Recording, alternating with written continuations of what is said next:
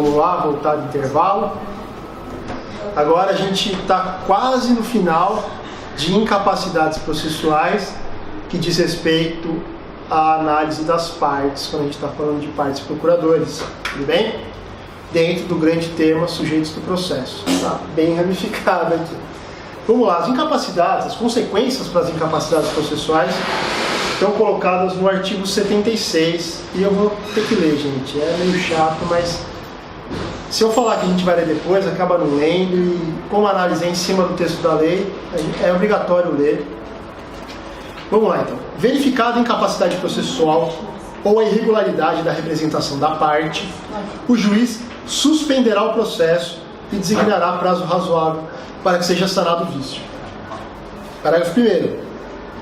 Descumprida a determinação, caso o processo esteja na instância originária, 2 pontos. Inciso 1º. O processo será extinto se a providência couber ao autor. Inciso 2º. O réu será considerado revel se a providência lhe couber. Inciso 3º. O terceiro será considerado revel ou excluído do processo, dependendo do polo em que se encontra.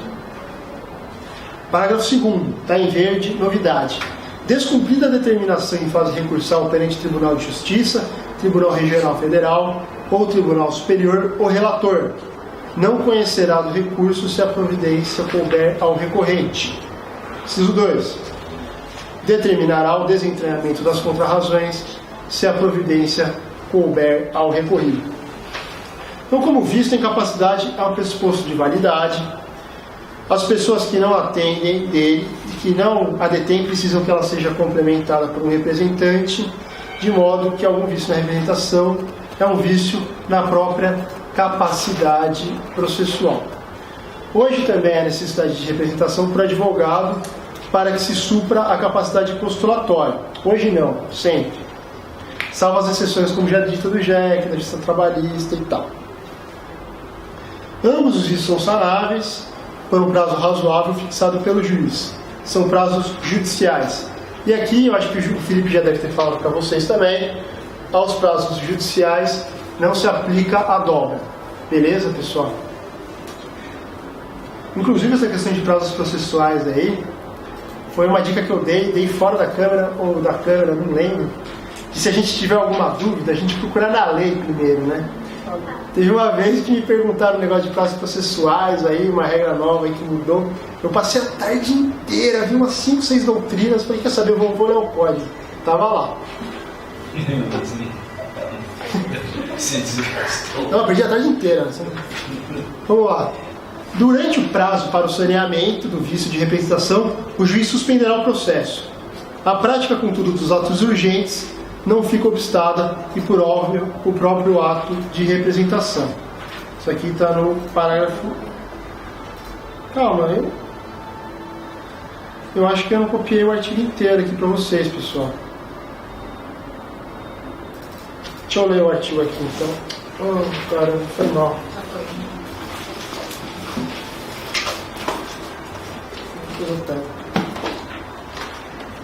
Artigo 76, vamos ler ele inteiro, então. Aí, eu não copiei o parágrafo 3º e 4º do site do Planalto para cá. Não, 73, não. Esquece tudo isso. Foi mal, pessoal. Eu copiei o parágrafo inteiro, sim. Eu estava lendo outra coisa, foi mal. As consequências dos descumprimentos são tratadas na lei, recomenda-se a leitura. Esquece tudo aquilo que eu falei lá, vamos partir da leitura do artigo. Eu me perdi aqui, desculpa. Falando dos prazos judiciais, tudo bem, era isso mesmo. Agora vamos falar das consequências para o descumprimento. O inciso 1º do parágrafo 1º, a gente vai falar só das novidades ou das alterações mais relevantes. Fala da extinção sem resolução de mérito e não mais nulidade, como falava o Código Antigo. Tudo bem? O inciso 3º do parágrafo 1º fala do terceiro. Por óbvio, o interveniente, que é o único que participa do processo. Aquele conceito que a gente viu de terceiro, o terceiro, o conceito puro de terceiro, no conceito que se tem por exclusão de parte, né? Agora o CPC distingue os efeitos dependendo do polo em que estejam no processo. O Código de 73 não fazia isso. O parágrafo 2º é inteiro novo, não encontra correspondente no CPC antigo, e trata da hipótese da regularização em fase recursal, perante TJ, TRF e perante também os tribunais superiores. Aqui é legal a gente ver que esse parágrafo 2º vai falar do relator. Então a gente pode inferir que esses também são outros poderes do relator, tudo bem? Que vão estar nessa parte do código e não naquela parte do código que vai falar dos processos dos tribunais. Outra coisa, parece que está revogada, então, a súmula 115 do STJ. O que ela fala? Na instância especial, é inexistente o recurso interposto por advogado sem procuração nos autos. Porque aqui vai ser um vício que vai poder ser regularizado. Sendo regularizado, não há que se falar em inexistência. E até porque também, se o recurso for interposto sem advogado, ele vai poder ser regularizado, né? Então, não é a consequência imediata de ser interposto sem inexistente. A consequência é que seja encaminhado para regularização, e se não for regularizado, ali dependendo de qual for a situação, os incisos que a gente acabou de ler. Observação: recorda-se que a revelia não se confunde com seus efeitos. De novo, beleza, gente? Revelia é ato-fato, e os efeitos que podem gerar deles são aqueles que estão colocados na lei. Aqui, coloquei uma observação: há a possibilidade de revelia sem a presunção de verdade, como no caso do vício de representação ser posterior à apresentação da contestação. A gente vê aqui que é o vício de representação que vai gerar revelia, uma hipótese de gerar revelia, além de não apresentar a contestação, é a falta de representação posterior, pelo artigo 76. Tudo bem? Então, também, além da falta de contestação, pode ser considerado revel aquele que não sane o vício de representação como estabelecido no artigo 76. Beleza? Então a gente vê que nem sempre uma coisa é a revelia, que é um ato-fato, outra coisa são os efeitos dele. Tudo bem? E como a presunção da veracidade vai ter como pressuposto a não existência de contestação, aqui pode ser que tenha contestação e mesmo assim revelia, caso em que não vai incidir um dos efeitos da revelia. Os efeitos não se confundem com o instituto. Terminamos capacidades, pessoal. Tudo bem? Tema longo, um pouquinho chato, bastante letra de lei, mas até acho que o Felipe falou que ia comentar aqui com vocês, deve ter comentado. A gente deu uma olhada na prova da Bahia e as questões de processo estão bastante letra de lei mesmo, assim. Inclusive, eu resolvi a prova, se a gente estudar assim, um pouco, não estava difícil. Uma prova honesta, sem pegadinha, e que está bastante letra de lei, não tem jurisprudência ainda, é tudo muito novo, né? A exceção daquelas coisas que são absolutamente iguais, que eu acho que não vai ser o que vai ser perguntado, como de fato não foi, pelo que deu para ver da prova, que o examinador inclusive foi o mesmo aqui de São Paulo. É meio chato, é meio maçante, mas você vê que tem várias coisinhas que podem ser perguntadas extraídas do próprio texto da lei. Por exemplo, o caso aí de hipótese no tribunal, novos poderes para o relator, quem vai fazer isso é o próprio relator, e etc. Tudo bem? Vamos lá. A gente vai passar a tratar agora dos deveres das partes. Eles estão colocados nos artigos 77 e 78, que vai ser, basicamente, aquelas situações de atentado à dignidade da justiça. Vamos lá, vamos ler. Artigo 77. Além de outros previstos nesse código, o que coloca então como esse rol de deveres sendo exemplificativo, são deveres das partes, de seus procuradores e de todos aqueles que de qualquer forma participem do processo. 1. Expor os fatos em juízo conforme a verdade. 2. Não formular pretensão ou de apresentar defesa quando cientes de que são destituídas de fundamento. 3. Não produzir provas e não praticar atos inúteis ou desnecessários à declaração ou à defesa do direito. 4. Cumprir com exatidão as decisões jurisdicionais de natureza provisória ou final e não criar embaraço à sua execução. 5. E aqui é novo. Declinar no primeiro momento que lhes couber falar no auto, endereço residencial ou profissional, onde receberem intimações, atualizando essa informação sempre que ocorrer qualquer modificação temporária ou definitiva. 6. Também novo. Não praticar inovação ilegal do estado de fato ou de bem ou de direito litigioso. Esse é o rol. Parágrafo 1º. Nas hipóteses do 4 e 5, que a gente acabou de ler, 4. Cumprir com exatidão as determinações 4 e 6, aliás, gente. E o 6, não praticar inovação ilegal no estado de coisa ou do bem, o juiz advertirá qualquer das pessoas mencionadas no caput de que sua conduta poderá ser punida como ato atentatório à dignidade da justiça. Esse parágrafo aqui não encontrava correspondente. Parágrafo 2º. A violação dos dispostos no 4º e 6º, que a gente acabou de falar, constitui ato atentatório à dignidade da justiça, devendo o juiz, sem prejuízo das ações criminais, civis e processuais cabíveis, aplicar ao responsável multa de até 20% do valor do causa, de acordo com a gravidade da conduta. E parágrafo 3º. Não sendo paga no prazo fixado pelo juiz, a multa prevista no parágrafo 2º será inscrita como dívida ativa da União após o trânsito julgado da decisão ou do Estado, que a fixou. E sua execução observará o procedimento da execução fiscal. Os parágrafos 4º ao 7º também são novidade. Parágrafo 4º. A multa prevista no parágrafo 2º pode ser fixada independentemente da incidência das previstas nos artigos 235, parágrafo 1º, e 536, parágrafo 1º, são as multas de cumprimento de sentença, de pagar quantia e de obrigação de fazer, respectivamente. Parágrafo 5º. Quando o valor da causa for irrisório ou inestimável, a multa prevista no parágrafo 2º poderá ser fixada em até 10 vezes o valor do salário mínimo. Isso é uma regra nova, uma regra bacana, assim, Se o valor for irrisório, a ameaça talvez não fosse muito idônea à não prática desse ato. Parágrafo 6º. Aos advogados públicos, membros da Defensoria e do Ministério Público, não se aplica os dispostos nos parágrafos 2º a 5º, devendo eventual responsabilidade disciplinar ser apurada pelo respectivo órgão de classe ou corregedoria a qual o juiz oficiará. Consequência prática disso: se você estiver atuando no processo contra a Fazenda Pública, não vai haver multa por ato atentatório à dignidade da justiça. Parágrafo 7º. Reconhecida a violação ao disposto no inciso 6º, vamos ler de novo. Não praticar inovação ilegal no estado de fato de bem ou direito litigioso. Então, reconhecida a violação a isto, o juiz determinará reestabelecimento do estado anterior, podendo ainda proibir a parte de falar nos autos até a purgação do atentado, sem prejuízo da aplicação do parágrafo 2º. Então, para esse ato, além de ele ser considerado ato atentatório à dignidade da justiça e puder ser imposta a multa de 20% do valor da causa, outra sanção é o restabelecimento da situação anterior e a proibição da parte falar nos autos até a purgação do atentado.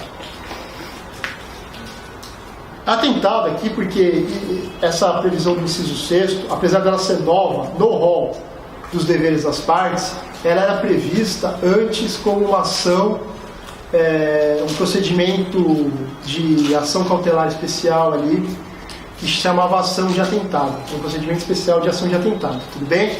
E aqui se manteve-se o nome de atentado. Ela não é uma previsão totalmente nova, ela só foi deslocada, já que se acabou com os procedimentos especiais, os cautelares especiais no novo código. Parágrafo 8º. O representante judicial da parte não pode ser compelido a cumprir a decisão em seu lugar. Aquilo que eu falei, representante é uma coisa, parte é outra. Representante não é parte e a prática dos atos materiais compete à parte. Artigo 78. É vedado às partes, procuradores, juízes, membros da MP, da Defensoria e a qualquer pessoa que participe no processo empregar expressões ofensivas nos escritos apresentados. Parágrafo 1º.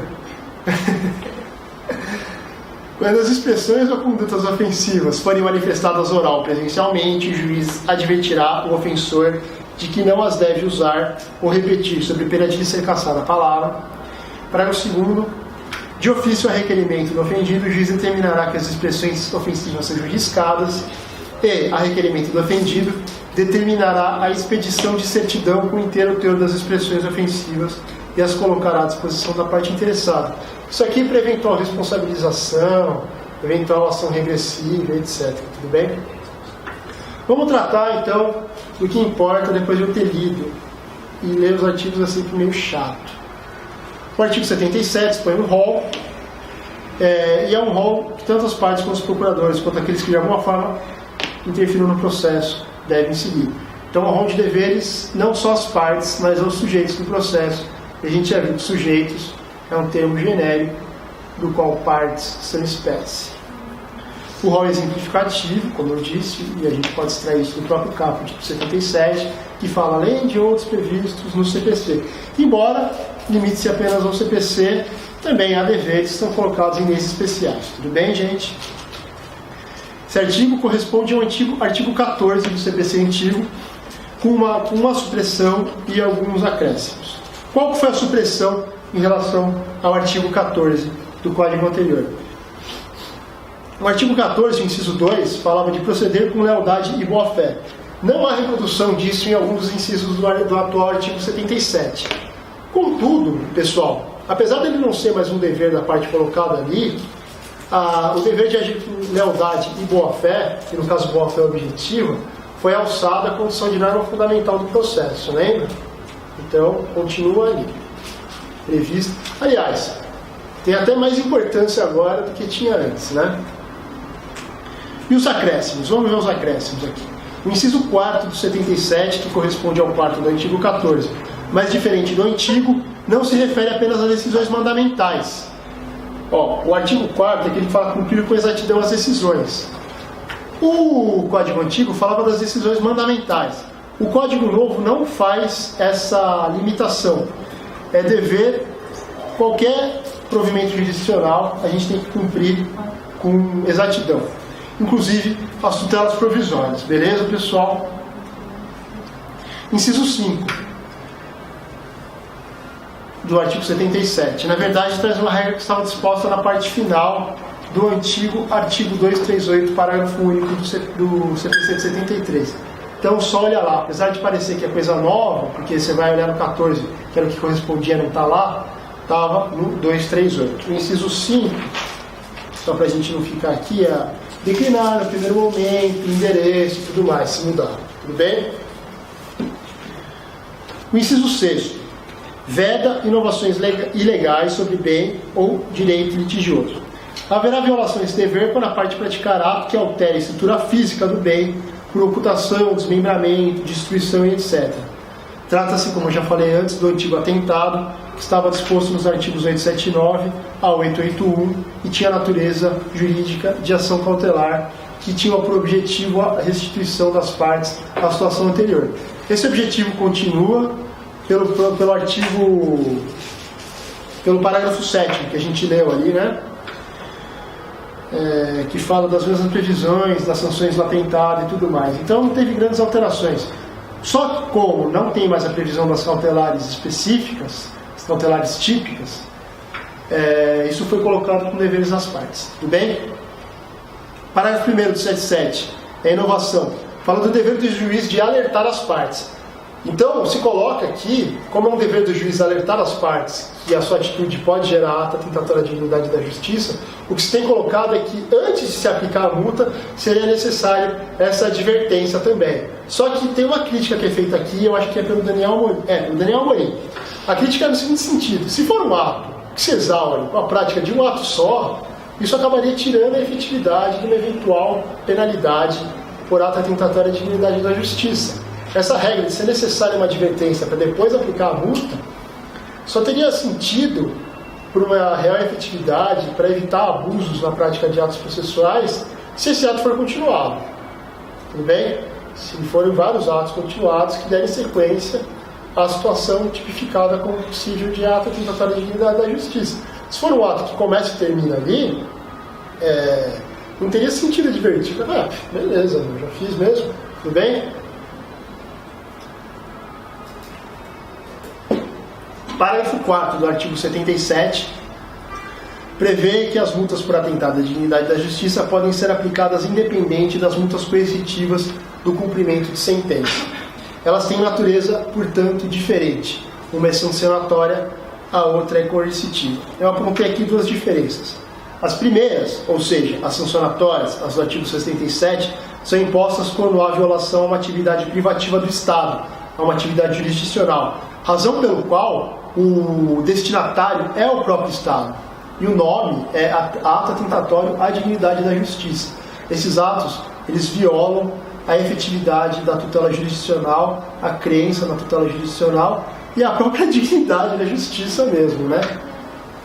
Já as multas coercitivas visam pressionar a parte contrária que cumpra uma obrigação estabelecida pelo juízo e geram prejuízo, portanto, no seu descumprimento à parte contrária, motivo pelo qual são revertidas a ela. Tudo bem, pessoal? Então, o ato atentatório à dignidade da justiça vai ferir ou vai causar um prejuízo à efetividade da jurisdição e ferir propriamente mesmo o poder jurisdicional do Estado. Por isso, revertido em favor do Estado, que é quem se consideraria lesado por essa atitude. A multa sancionatória, aliás, a multa coercitiva, tem por fim pressionar a parte para que pague ela, para que faça a obrigação colocada em decisão judicial. Portanto, o não cumprimento dessa situação, ou seja, o não cumprimento da decisão que coloca ali a obrigação para a parte, vai gerar um prejuízo não ao Estado, mas à parte. Por isso é que ela, quando colocada como sancionatória, é revertida a favor da parte. Mas é legal de a gente observar também que o descumprimento de uma decisão que vai impor uma multa coercitiva também é tipificado como não dar cumprimento com exatidão às decisões colocadas pelo juiz. Motivo pelo qual, por terem natureza diversa, podem ser combinadas simultaneamente. E é esse o teor do parágrafo 4º, tudo bem? Como elas têm natureza diferente, um mesmo ato pode gerar a tipificação tanto de uma quanto de outra. Vai incidir as duas multas, uma para o Estado e a outra para a parte. Beleza? Isso aqui é uma diferença interessante. Às vezes as pessoas confundem. A multa do 77 é uma coisa, a multa do 80 e 81 é outra coisa. Uma coisa é ato atentatório à dignidade da justiça também, e outra coisa é multa por litigância de má-fé, que também é revertida à parte, como a gente vai tratar mais para frente.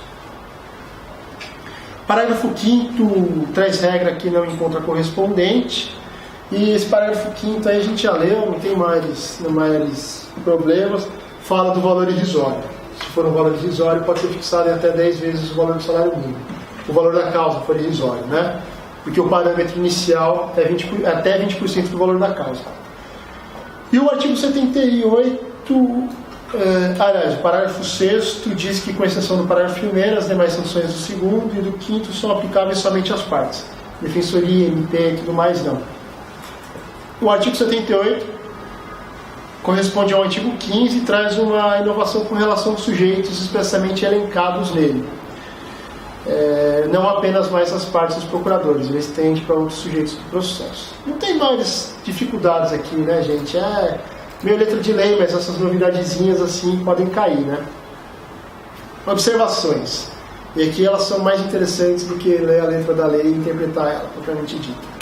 O STJ, pela terceira turma, já entendeu que para que haja configuração do atentado e a aplicação, portanto, da respectiva multa, é indispensável o prejuízo à parte adversária.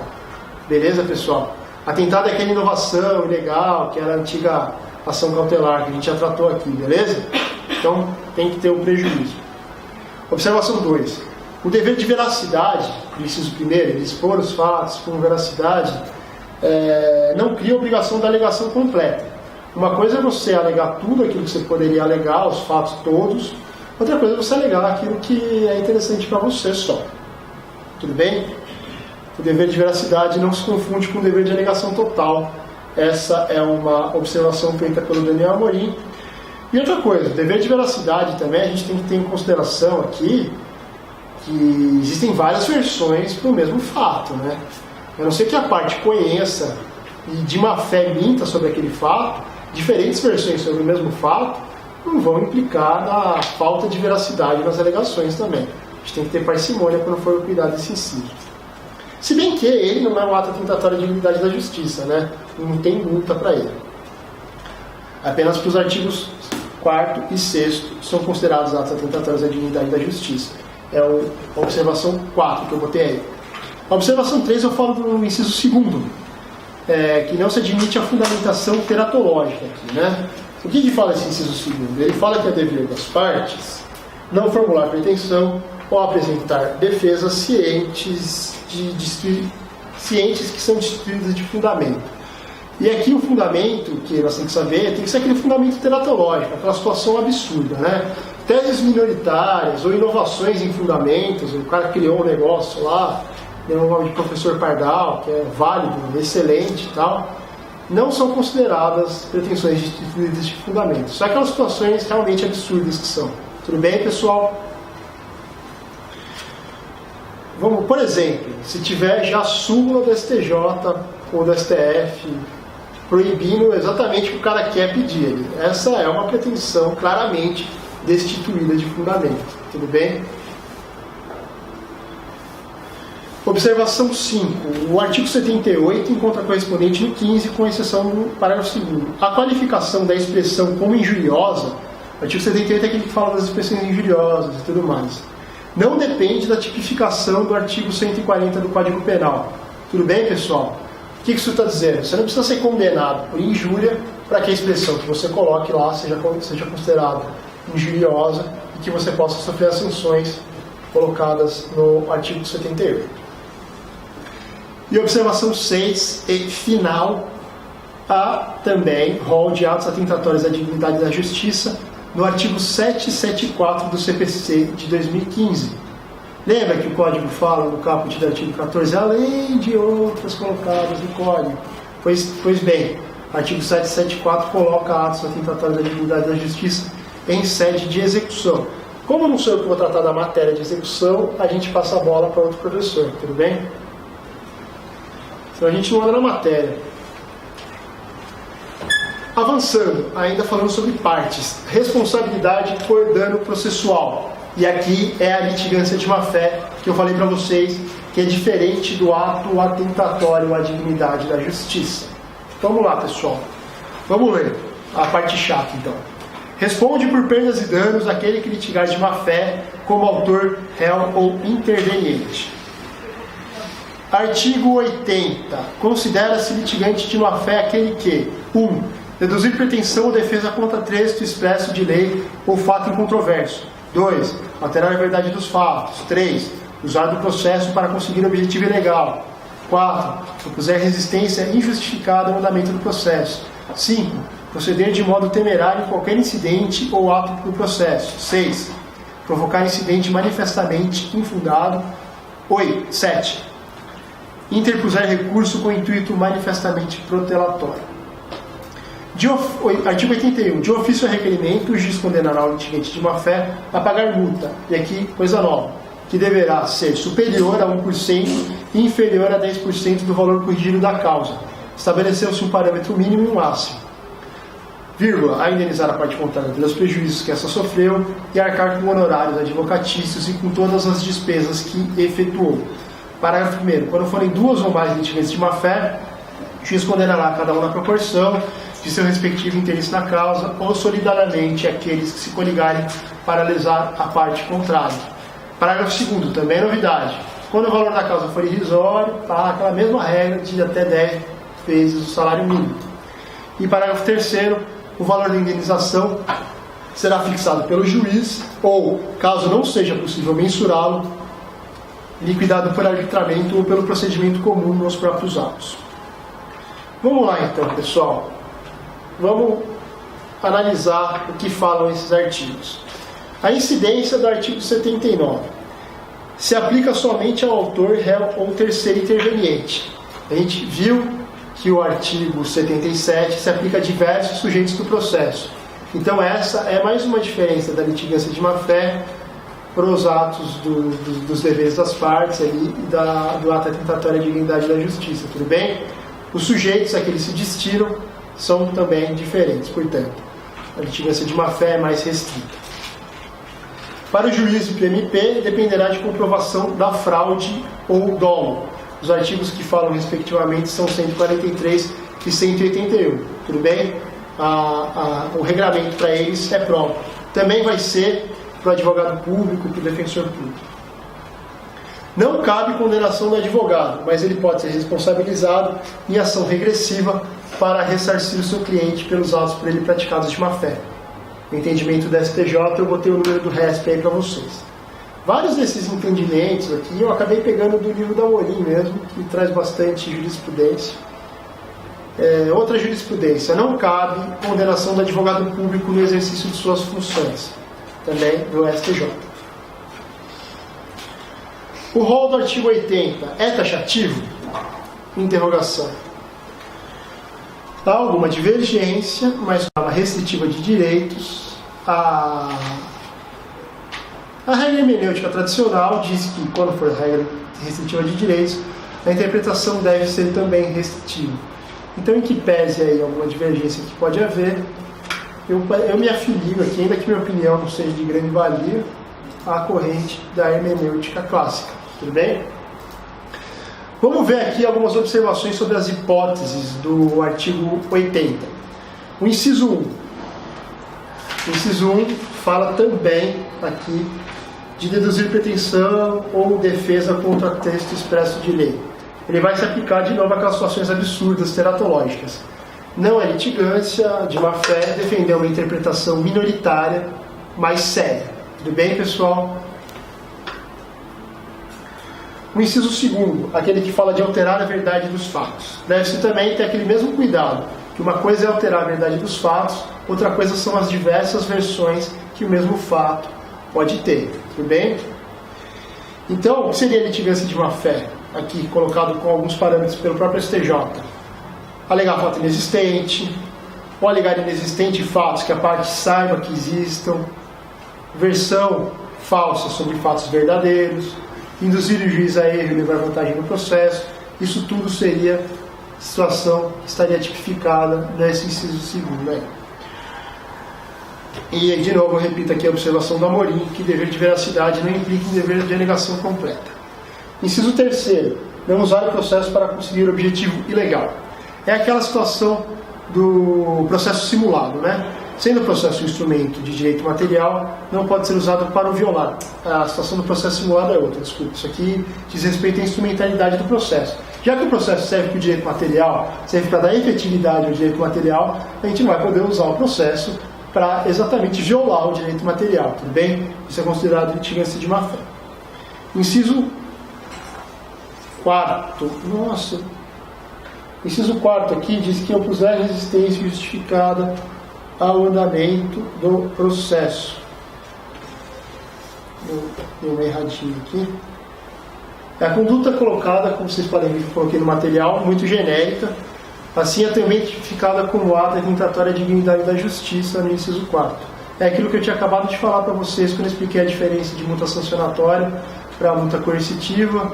Elas tanto são de natureza diversa, têm natureza jurídicas diversas, incidem sobre atos que tutelam situações diversas, que o próprio parágrafo do artigo 77 diz que a aplicação de uma não implica no prejuízo da aplicação de outra. Tudo bem, pessoal? Inciso 5º, também muito genérico, proceder de modo temerário em qualquer ato ou incidente. O parâmetro é a exigência de dolo na conduta, sendo certo que se trata de uma norma que protege a boa-fé e a lealdade. São parâmetros traçados pelo STJ. E a última observação aqui pertinente da gente falar é do inciso 7º, que fala que interpuser recurso com intuito manifestamente protelatório. Essa é uma norma subsidiária, pessoal. Quando existir uma norma tratando especificamente de um recurso, e para esse recurso já tiver uma sanção específica pelo intuito manifestamente protelatório, vão ser aplicadas as sanções ali. Uso o exemplo aqui dos embargos de declaração. E as sanções já estão previstas em lei no artigo 918. Dentre elas, a rejeição do recurso, e é também considerado um ato atentatório à dignidade da justiça. De novo, o artigo 77 caput fala, além daquelas outras previstas no Código.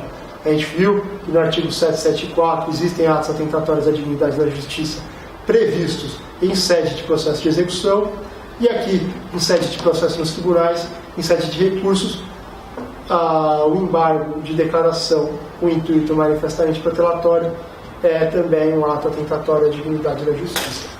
Beleza? Aí fica claro, então, aquela diferença que eu também falei, de rol exaustivo para rol taxativo. Tudo bem? Consequências da litigância de má-fé. Vamos lá. 1, multa. 2, indenização por perdas e danos. E 3,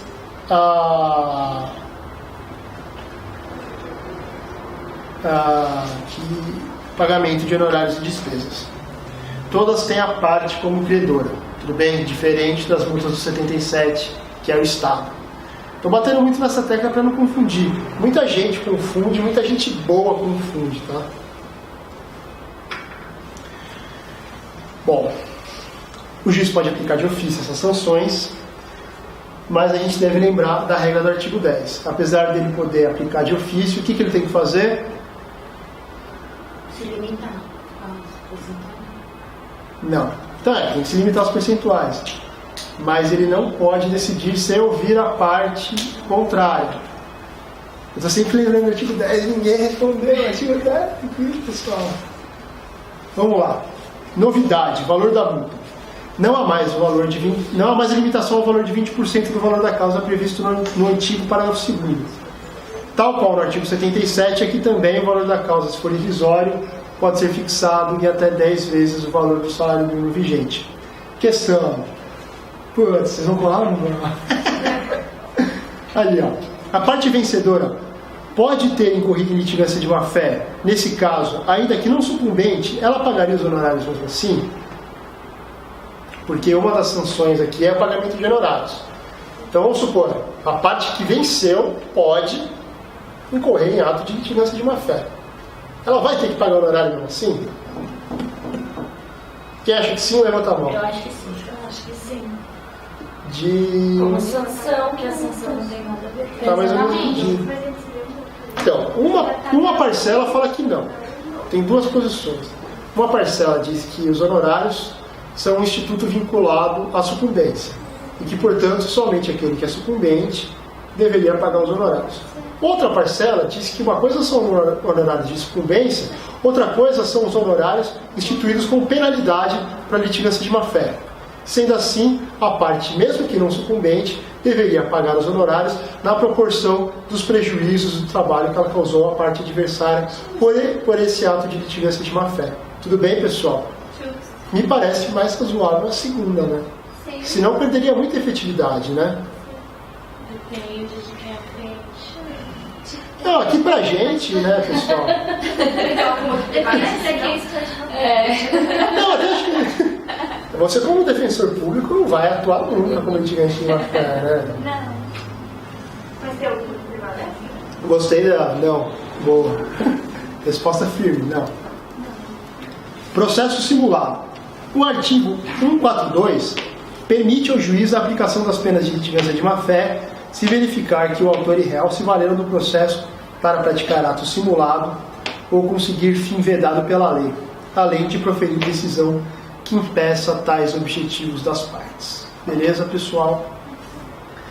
Aqui acabamos, então, a litigância de má-fé, mas não acabamos partes. Parte é uma parte grande da matéria. Pegou o trocadilho ou não? Eu acho que eu não vou conseguir entrar em juízo hoje, mas em vez da gente ficar 4 horas no sábado, a gente fica 4h30. Achei que você ia falar 2 horas. Não, a gente pede uma pizza, dá um jeito. Substituição. Vou concentrar. Sucessão das partes e procuradores. Outro item que está no edital e é matéria tratada dos artigos 108 a 112. Vamos conceituar substituição de partes. Aqui a gente não pode fazer confusão. Substituição de partes não se confunde com sucessão processual ou substituição das partes. Substituição processual é sinônimo no nosso ordenamento de legitimação extraordinária. A gente já falou disso, né? Tem lugares em que não é, em que substituição é considerado gênero, mas para fins aqui do que a gente está estudando, isso não é relevante. No Brasil, sinônimo de substituição processual é legitimação extraordinária. Substituição de partes é sinônimo de sucessão processual. E o que é sucessão processual? É a substituição dos sujeitos que compõem algum dos polos da demanda. Segundo o artigo 108, no curso do processo, a substituição voluntária só é permitida nos casos expressos em lei. Assim, então a mesma situação da legitimação extraordinária. Legitimação extraordinária a gente já tinha visto, só é possível nos casos autorizados pela lei. Sucessão processual voluntária também. São as hipóteses, basicamente, do parágrafo 1º do artigo 109, que é a alienação de coisa julgada, alienação de coisa litigiosa, aliás, do artigo 110, que é a sucessão em caso de morte. Tudo bem? Vamos então falar da alienação de coisa ou direito litigioso. Dá uma lidinha rapidinha no 109. 109. A alienação da coisa julgada ou do direito litigioso por ato entre vivos a título particular não altera a legitimidade das partes. Parágrafo 1º. O adquirente ou cessionário não poderá ingressar em juízo sucedendo o alienante ou cedente, sem que o consinta a parte contrária. Parágrafo 2º. O adquirente ou cessionário poderá intervir no processo como assistente litisconsorcial do alienante ou cedente. E parágrafo 3º. Estendem-se os efeitos da sentença proferida entre as partes originárias ao adquirente ou cessionário. Esse artigo 109, ele vai encontrar correspondência no Código Antigo ao 42. Não é lá grandes novidades. Depois eu pego. Então, vamos falar sobre esse artigo, né? Tornar a coisa litigiosa é um dos efeitos da citação, colocada no artigo 240, vocês devem ter visto isso na terça-feira com o professor assistente. Assim,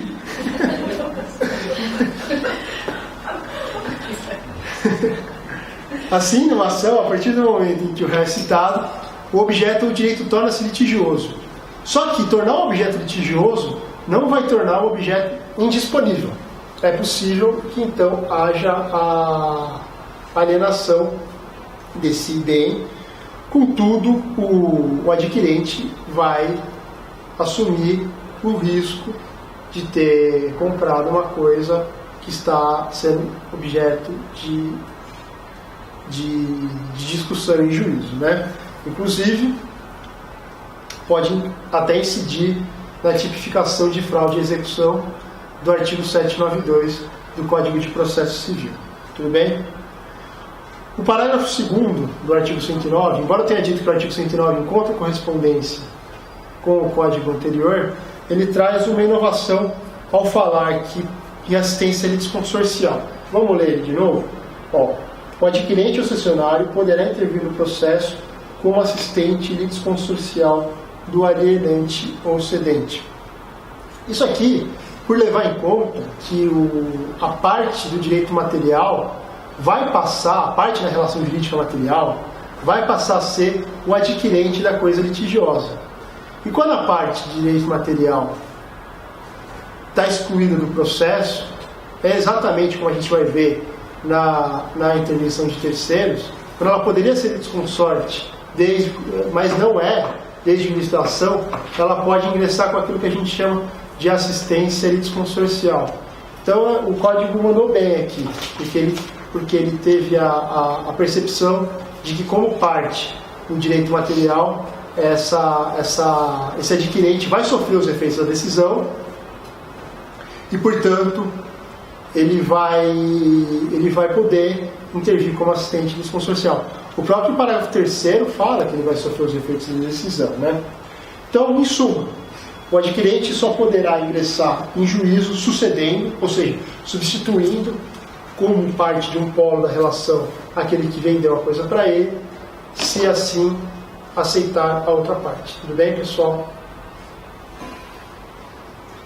Se não, também pensando aqui, e correndo o risco de pensar alto, igual eu fiz com a parada da competência ali, mas se ele não é mais, se aquele que vendeu, que alienou, não é mais o titular do direito em juízo, e sim aquele que comprou, tanto é que pode intervir como assistente litisconsorcial, parece que é uma hipótese de legitimação extraordinária, né?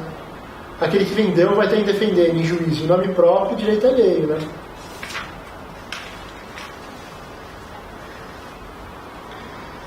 Sucessão dos procuradores. Artigo 111. Vamos ver o artigo 111. A parte que revogar o mandato outorgado a seu advogado constituirá no mesmo ato outro que assuma o patrocínio da causa. Parágrafo único. Novo.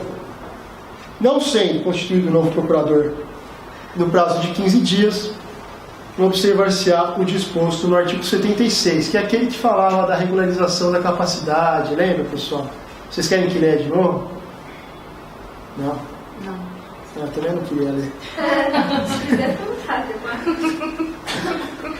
Artigo 112. O advogado poderá renunciar ao mandato a qualquer tempo, provando, na forma prevista nesse código, que comunicou a renúncia ao mandante, a fim de que este nomeie sucessor.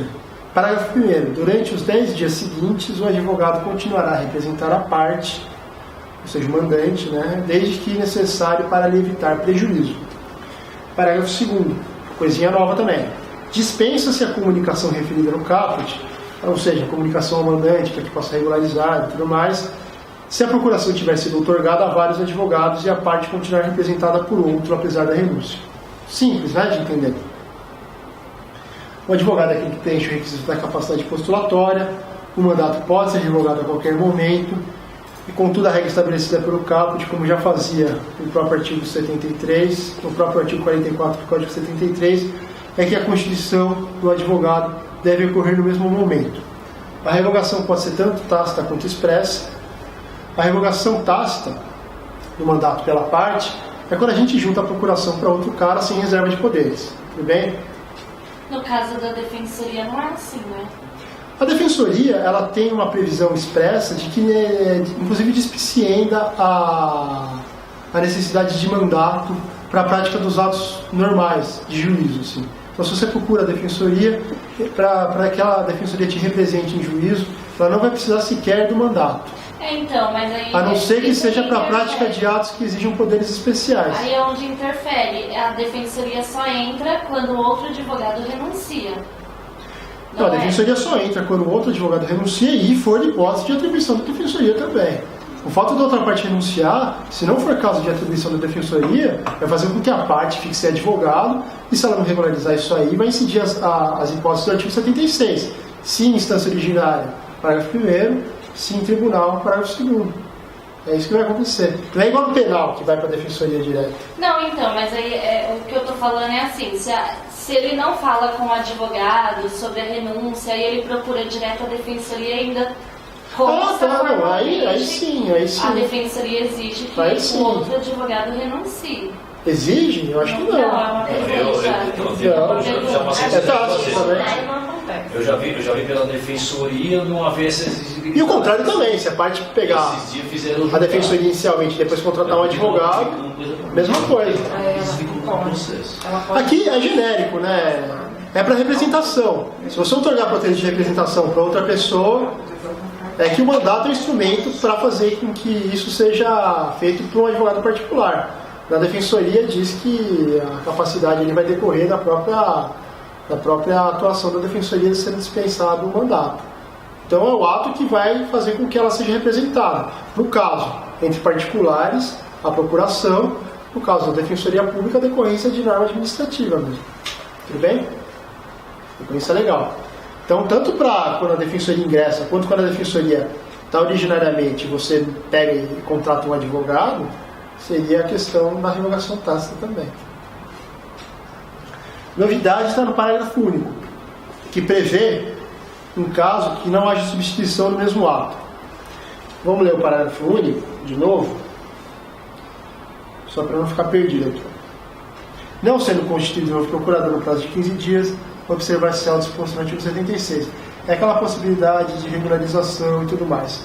Além disso, prevê a suspensão do processo nesse prazo e as sanções caso não seja suprida a capacidade postulatória. Tudo bem? O artigo 112 trata da possibilidade de renúncia do mandato pelo advogado e o caput, o parágrafo 1º, corresponde ao artigo 65. A novidade é o parágrafo 2º, que a informação do cliente de que trata o caput 112 é desnecessária quando tiver válidos e só renunciar e tudo mais. Tudo bem, gente? Acabamos partes. São 10h15. Eu vou usar os outros 16 minutos.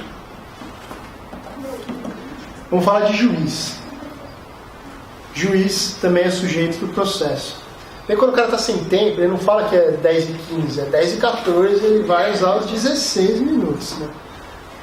Poderes. Está no artigo 139. E esse artigo tem bastante coisa diferente do CPC antigo. Ele é grandão, mas eu vou ter que dar uma lidinha. Isso pode ser que tome algum tempo, mas vamos lá. Bom, o juiz dirigirá o processo conforme as disposições desse código, incumbindo, óbvio, conforme as disposições da Constituição e de outras leis que também incidirem, né? Incumbindo-lhe assegurar às partes igualdade de tratamento, velar pela duração razoável do processo, prevenir ou reprimir qualquer ato contrário à dignidade da justiça e indeferir postulações meramente protelatórias. Essa parte das protelatórias é novidade. 4. Determinar todas as medidas indutivas, coercitivas, mandamentais ou subrogatórias necessárias para assegurar o cumprimento de ordem judicial, inclusive nas ações que tenham por objeto prestação pecuniária. Isso aqui é legal, hein, pessoal? Isso aqui é novidade. Inciso 5º. Promover a qualquer tempo a autocomposição, preferencialmente com auxílio de conciliadores e mediadores. Inciso 6º. Dilatar os prazos processuais e alterar a ordem de produção dos meios de provas, adequando-as às necessidades do conflito, de modo a conferir maior efetividade à tutela do direito. O Felipe já falou da dilatação de prazo com vocês? Então, eu vou pular isso aí, então. 7, exercer o poder de polícia, requisitando, quando necessário, força policial, além da segurança interna dos fóruns e tribunais. 8. Determinar a qualquer tempo o comparecimento pessoal das partes para inquiri-las sobre os fatos da causa, hipótese em que não incidirá a pena de confesso. 9. Determinar o suprimento de pressupostos processuais e o saneamento de outros vícios processuais. Esse aqui a gente já tratou quando falou de pressupostos processuais. 10. Quando se deparar com diversas demandas individuais repetitivas, oficiar o MP, a Defensoria e, na medida do possível, os outros legitimados a que se refere o artigo 5º da Lei de Ação Civil Pública e o artigo 82 do CDC, para, se for o caso, promover a propositura da ação coletiva respectiva. Parágrafo único. Está em azul porque ele se relaciona com a questão dos prazos, né? A dilatação dos prazos previstos no inciso 6º somente pode ser determinada antes de encerrado o prazo regular. Senão é uma burla, né? O caso só uma coisa, o caso do inciso 5 eu posso usar em todas as instâncias, né? Promover a qualquer tempo a autocomposição, sim. Olha lá, vamos então ver. Incisos 1, 2, 3 e 5 encontram correspondentes no artigo 125 do CPC, ainda que com alguma alteraçãozinha de redação. E o inciso 8 encontra correspondente no artigo 342 do antigo CPC. Vamos tratar só das novidades, beleza, pessoal? Vamos lá, inciso 4. Inciso 4 é aquele que fala de determinar todas as medidas indutivas, coercitivas e tal, inclusive para as hipóteses de ação cujo objeto seja a prestação pecuniária. Ele positivou aquilo que a gente chama de poder geral de efetivação para as ordens judiciais, tanto provimentos finais quanto aqueles que não sejam finais. Já havia esse poder no 461 do Código Antigo, que falava especificamente das obrigações de fazer ou não fazer. Mas agora é previsto, inclusive, para efetivação das decisões que tenham por objeto prestação pecuniária. O legislador apenas elencou o gênero das medidas, mantendo-se possibilidades abertas ao magistrado. Gênero, o que eu quero dizer por gênero é medidas indutivas, coercitivas, mandamentais, mas não especificou quais mandamentais, quais indutivas ou quais coercitivas. Isso vai fazer parte, dependendo do caso, o juiz vai ter que analisar isso para maior efetividade e menor onerosidade para aquele que sofre também. Tudo bem, pessoal? Como é que é um nome que se usava na doutrina anterior para essas medidas do artigo 461 e para as medidas também da tutela antecipada de efetivação, que não fossem apenas multa? Vocês lembram? A multa tem o nome de astrente, que significa multa em francês, né? As outras medidas que não fossem multas eram chamadas de medidas de apoio, tudo bem? Um grande gênero de medidas de apoio. Dentre elas a multa, mas também medidas indutivas, mandamentais e subrogatórias. Inciso 6º, mais parágrafo único. Dilatação de prazos. Trata-se de regra aplicável aos prazos processuais, não aos prazos materiais. Beleza, pessoal? Então, decadência e prescrição, por exemplo, não. Pagamento, que é um ato material, também não. E assim por diante. O parágrafo único permite concluir que a dilatação dos prazos não afasta, então, a preclusão temporal. O que fala o parágrafo único? A dilatação do prazo prevista no artigo 6º somente poderá ser determinada antes de encerrado o prazo regular. Quando encerrado o prazo, acontece aquele tipo de preclusão que a gente viu, que se chama preclusão... Qual?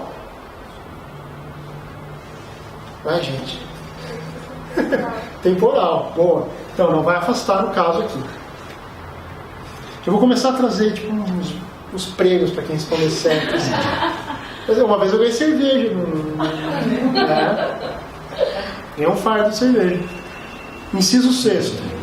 Alteração da ordem de produção de provas. Vamos ler o inciso 6º. Dilatar os prazos e alterar a ordem de produção de provas. O Felipe já tratou disso? Tratou, né, gente? Da alteração da prova, da ordem das provas? Vamos lá, vai. Vou só falar que o quiz aqui também não é grandes coisas. Ó, não se confunde com a inversão do ônus da prova, tratada no artigo 737, parágrafo 1º do CPC. Trata-se de uma inversão na ordem da produção das provas, que pode ser entendida também como uma consequência da dinamização das provas hoje. Tudo bem, pessoal? Então, ela é uma decisão interlocutória que deve ser proferida antes da instrução probatória. O que acontece é o seguinte: a inversão do ônus da prova, como a gente disse, é uma inversão do ônus da prova. Ela é uma regra de procedimento, ela vai ter que ser vista antes do saneamento, para que não se pegue as partes de surpresa. E o que o ônus da prova tem como substância, na verdade? Vai incumbir a prova, em regra, para quem alegou os fatos. A inversão do ônus da prova vai mudar essa regra caso haja necessidade, caso se verifique uma extrema dificuldade para a parte que alegou com que prove ela. E qual que é a consequência disso? Que além dela ser uma regra de procedimento que vai distribuir para cada sujeito do processo o que ele deve provar, ainda que não seja ele que tenha alegado, no final, no julgamento, se a parte não se desincumbir desse ônus, ela passa a ser uma regra de julgamento. Então vai ser julgado desfavoravelmente aquele que não se desincumbiu do ônus. Tudo bem? A alteração na ordem da produção das provas não diz respeito a isso. O procedimento, ele segue, e não vai ser diferente com a fase instrutória do processo, uma determinada ordem para que a produção de prova seja feita. O que está falando aqui é que essa ordem, e não o ônus, quem vai ter que provar o quê, é que pode ser alterado. Beleza? Isso também é consequência da dinamização da matéria de direito probatório que é trazida hoje no processo civil. Então, consequência da dinamização, tanto a inversão do ônus da prova, que pode ser judicial ou negocial, quanto a alteração na ordem da produção das provas. Tudo bem? Inciso 8º. Fala do poder de polícia. Inciso 7º, aliás. O juiz sempre teve esse poder de polícia, mas ele era tratado numa norma específica da audiência. Agora, ao que parece, essa previsão é mais genérica e está para todos os atos do procedimento, não só para a audiência. Inciso 9 vai falar do saneamento de ofício, de pressupostos processuais e outros vícios. A gente já tratou. Eu repeti aí o que a gente colocou no material de pressupostos, no material que vai falar dos deveres do juiz, só para caso vocês estejam lendo, ficar sistemática, mas a gente já tratou isso aí, beleza, pessoal? Inciso 10 vai falar da informação dos legitimados coletivos sobre a existência de demandas repetitivas ou não. Esse artigo fala da ciência, vai intimar para dar ciência, o que não significa necessariamente que as partes deverão ingressar com uma ação coletiva em juízo. Até porque, e aqui tratando especificamente da defensoria, no rol do artigo 4º da Lei Complementar 80 de 94, está colocado como atribuição da defensoria, e eu falei disso quando a gente tratou de mediação e conciliação, que é dever da defensoria promover prioritariamente a solução extrajudicial dos conflitos, extraprocessual dos conflitos. Sendo assim, caso haja uma informação, o legitimado vai ter que analisar se não seria o caso de resolver isso por um TAC, por uma recomendação. Tudo bem, pessoal? métodos extraprocessuais e alternativos à ação coletiva, tudo bem? É interessante notar também que, além de extraprocessuais, tem um pessoal que fala em extrajudiciais, que são soluções colocadas sem que se tenha como parâmetro o judiciário ou a ameaça constante de se levar aquilo para o judiciário. Isso aí a gente, no 7º concurso, viu bastante por conta do examinador de direito difuso, seu Jairo, e ele tem uma atuação que ganha inclusive um prêmio Novare bastante interessante no caso de remoções e de assentamentos ali acho que em São José dos Campos, não sei direito se foi lá, e que ele conseguiu resolver isso extrajudicialmente. Não foi nem com uma ação coletiva e tampouco com um TAC, que é a formação de um título executivo que vai servir depois como uma ameaça por causa de descumprimento a gente executar isso. Ele procurou o banco que financiava um empréstimo que foi feito ao Estado para desenvolvimento de área populacional, de moradia, etc. E esse banco estabeleceu algumas normas do que tinha que ser cumprido para que o empréstimo fosse deferido. E ele foi no banco e, pelas normas do próprio banco, conseguiu uma solução totalmente privada para aquele conflito. Então, daí extrajudicial. Não havia sequer a ameaça de judicialização daquilo. Tirou-se o poder judiciário do núcleo, do centro ali, ainda que indireto, quando a gente trata de resolução de conflitos. Beleza, pessoal? Então, sendo um dever da Defensoria e também dos outros legitimados, por que não, de atuar preferencialmente extrajudicialmente, essa informação, essa intimação não vai impor a obrigatoriedade de entrar com uma ação. E aqui só tem uma observação que merece ser feita, é que a doutrina que trata do Ministério Público fala que para ele vige um princípio que é chamado de princípio da obrigatoriedade, ou seja, verificados os pressupostos e as condições materiais que dariam ensejo a uma tutela coletiva, ele teria que ingressar com a tutela coletiva. Contudo, isso tem sido mitigado ultimamente e a doutrina, acho que o Edson Milaré cita isso, que a obrigatoriedade só vai incidir desde que estejam presentes todos os requisitos. Beleza, pessoal? Ainda falando do juiz. A gente consegue acabar o juiz hoje porque são poucos artigos. A regra da indeclinabilidade, ou no licet. A gente falou dessa regra quando a gente estava tratando da jurisdição. Vocês lembram disso? Vou ler esse artigo que é pequenininho. O juiz não se exime de decidir sob a alegação de lacuna ou obscuridade do ordenamento jurídico. Parágrafo único. O juiz só decidirá por equidade nos casos previstos em lei. Esse artigo encontra correspondente no 128 do Código Antigo e há apenas uma aparente supressão da parte final do referido artigo da lei que tratava da aplicação da lei e lacunas. Vamos ler esse artigo só para a gente saber do que eu estou falando. O artigo 128 do Código Antigo dizia o seguinte: o juiz decidirá a lide nos limites em que foi proposta, sendo defesa conhecer de questões não suscitadas a cujo respeito a lei exige a iniciativa. Não, esse aqui é o... Eu li errado, é o 126, eu li 128. Vocês corrijam depois, pessoal, eu botei 128 e digitei errado. 126, então. O juiz não se exime de sentenciar ou despachar alegando lacuna ou obscuridade na lei. No julgamento da lide, cabe-lhe aplicar as normas legais, não havendo recorrer à analogia, aos costumes e aos princípios gerais de direito. Essa parte, depois do ponto e vírgula, não havendo recorrer à analogia e tudo mais, não foi repetida no artigo 140. Só que nem precisava ser posta. Primeiro porque o artigo 8º do novo CPC, que a gente tratou quando falou das normas fundamentais, fala da aplicação da lei. O que ele tem que levar em conta na aplicação da lei, sendo inclusive uma das normas positivadas do nosso ordenamento, que trata expressamente de razoabilidade e proporcionalidade. Lembra que eu falei disso? A outra razão por que ela não é necessária é porque já está prevista a aplicação da lei no caso de lacunas pelo artigo 4º da LINDB, antiga LIC, né? Que é uma norma de aplicação geral das normas do direito brasileiro. Então, essa supressão ela é apenas formal e não material. O juiz vai ter que continuar usando aqueles métodos colocados pela LINDB quando houver lacuna. Parágrafo único. Trata das excepcionais hipóteses de jurisdição por equidade. E a gente já tratou delas quando falou de jurisdição. Vamos avançar então. Regra da congruência, correlação ou adstrição. É aquela regra que vai falar que o juiz deve julgar os limites da demanda proposta. São 10h30. Pode avançar uns 10 minutinhos aí? É 10h40. Ah, é, né? É 10h40. Ela estava começando mais tarde e acabando mais cedo, ninguém fala nada. Artigo 141.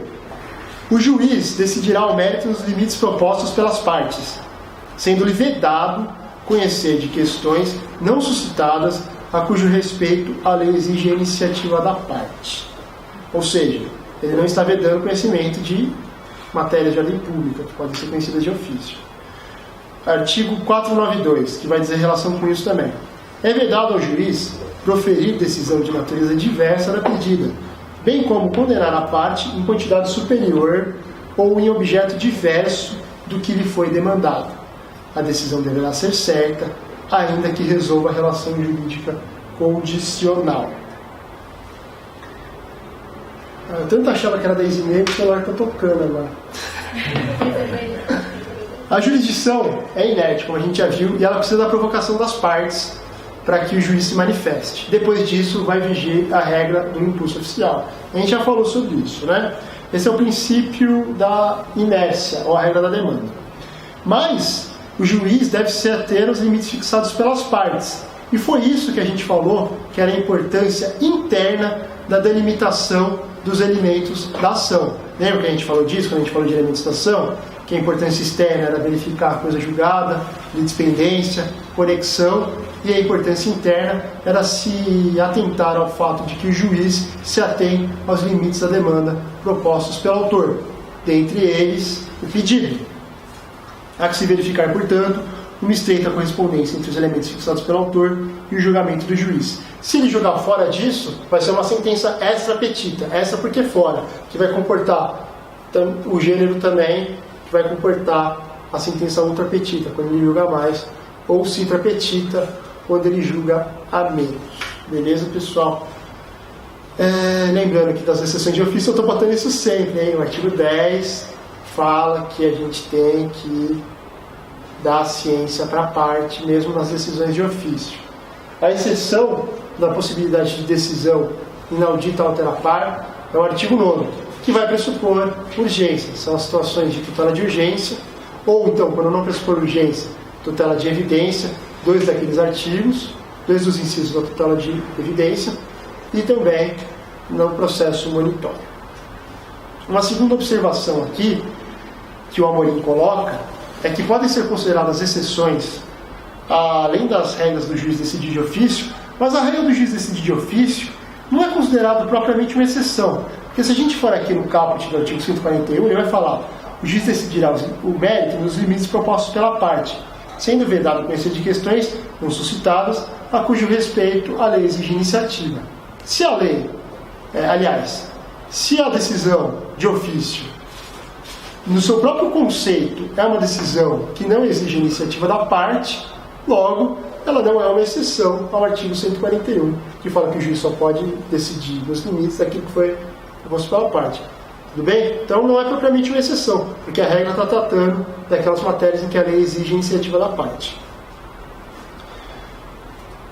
Aquilo que não é exceção é hipótese de não incidência, beleza, pessoal?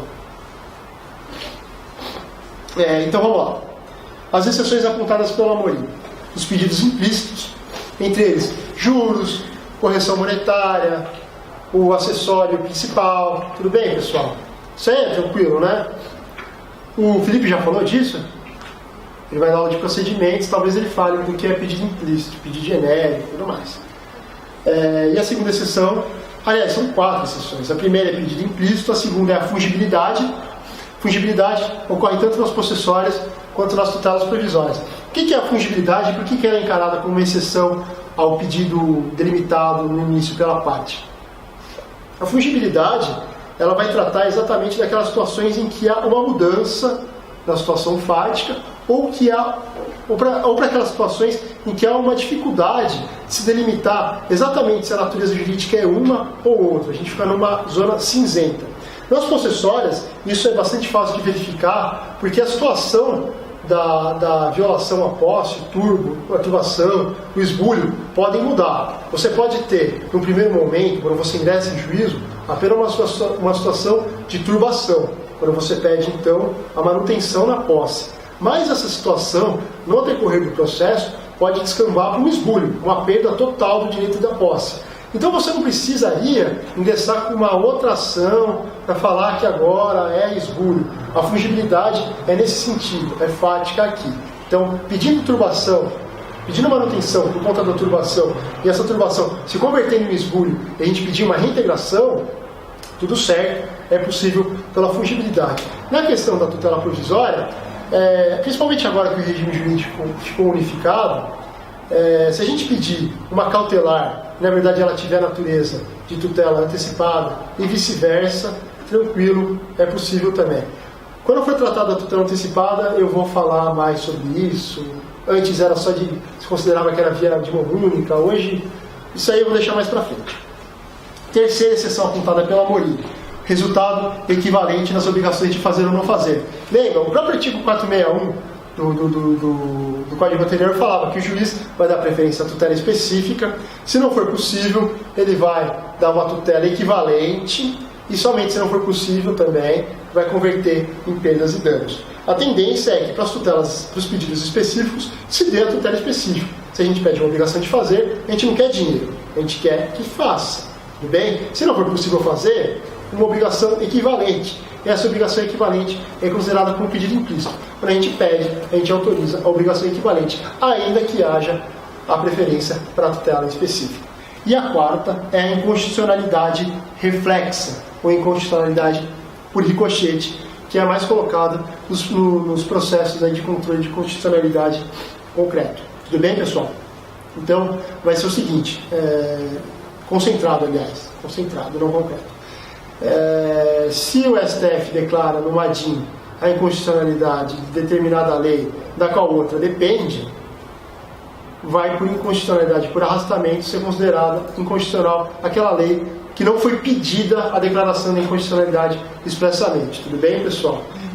Mas eu não gosto muito de usar exemplo de ação concentrada de controle de constitucionalidade, porque existem várias coisas ali que são exceções. A própria vinculação da STF à causa de pedir é uma delas, por exemplo. Se a gente pede inconstitucionalidade da lei por violação a um determinado dispositivo constitucional, o STF pode entender pela inconstitucionalidade ainda que por outro, não por aquele que a gente apontou. Tem uma série de exceções no controle concentrado, e por isso que a gente trata de processo civil individual mesmo, eu não sei se são os melhores exemplos, os exemplos do controle concentrado. Eu ainda tenho 3 minutos. Eu vou falar da responsabilidade civil do juiz, e a exceção, impedimento e incompetência, eu deixo para tratar no sábado, e a gente pega uns 15 minutinhos a mais e tudo mais, tudo bem? A gente pede umas esfirras e tal, confraterniza. Vai ser super bacana esse sabadão, gente. Almoço. Não, eu também não tomei posse ainda, né? A gente vai ter da esfirra ali. Vamos ler o 143. 143. O juiz responderá civil e regressivamente por perdas e danos quando, inciso 1º, no exercício de suas funções, proceder com dolo e fraude. Lembra que eu falei? Quando eu falei de ato atentatório à dignidade da justiça, que é aplicável a todos os sujeitos e tal, o juiz precisa da comprovação do dolo ou fraude, assim como MP e tudo mais. Inciso 2º, recusar, omitir ou retardar, sem justo motivo, providência que deva ordenar de ofício ou a requerimento da parte. Parágrafo único. As hipóteses previstas no inciso 2, ou seja, recusar, omitir, retardar, tal, somente serão verificadas depois que a parte requerer ao juiz que determine a providência e o requerimento não for apreciado no prazo de 10 dias. Não tem grandes dificuldades, mas vamos comentar um pouquinho isso aqui. O artigo, a primeira coisa importante de falar que está no material aqui é que o artigo 143 vai tratar da responsabilidade pessoal do juiz, que não se confunde com aquela responsabilidade da administração pública no parágrafo 6º do artigo 37. Essa é pedida contra o Estado mesmo, tudo bem, pessoal? E tem aquele parágrafo também no artigo 37 que vai falar da responsabilidade regressiva dos agentes públicos, tal, lembra disso? Aqui é uma regra especial aquela, vai falar da responsabilidade regressiva do juiz no caso de atos praticados por ele, tudo bem? Exige dolo e exige fraude. É diferente daquela regressiva também colocada na Constituição. Tudo bem, pessoal? Aquela trata da atividade administrativa. Isso aqui vai estar tratando da responsabilidade pessoal do juiz nos atos dele no processo. O artigo 143, inciso 1º, exige dolo ou fraude. Assim, para a doutrina amplamente majoritária, afasta-se a culpa como elemento suficiente à condenação pelo ressarcimento de danos causados. O inciso 2º é uma exceção à exigência do dolo ou fraude, a recusa, a omissão, o retardamento sem justo motivo. Assim, a culpa pode ensejar.